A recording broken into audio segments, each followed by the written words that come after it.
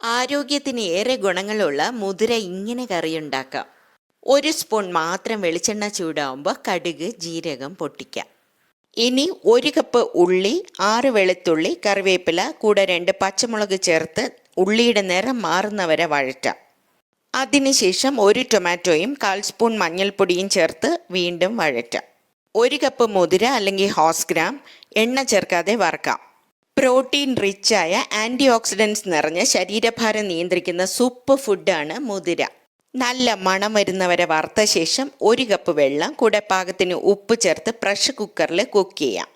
Fibre റിച്ചായ glycaemic index കുറഞ്ഞ മുതിര നമുക്ക് പതിവാക്കാം. വഴറ്റിയ ഉള്ളിയിലേക്ക് ഇനി കുക്ക് ചെയ്ത് വെച്ചിരിക്കുന്ന മുതിര ചേർത്ത് കൊടുക്കാം. മിക്സ് ചെയ്ത് അടച്ചു വെച്ച് കുക്ക് ചെയ്യാം.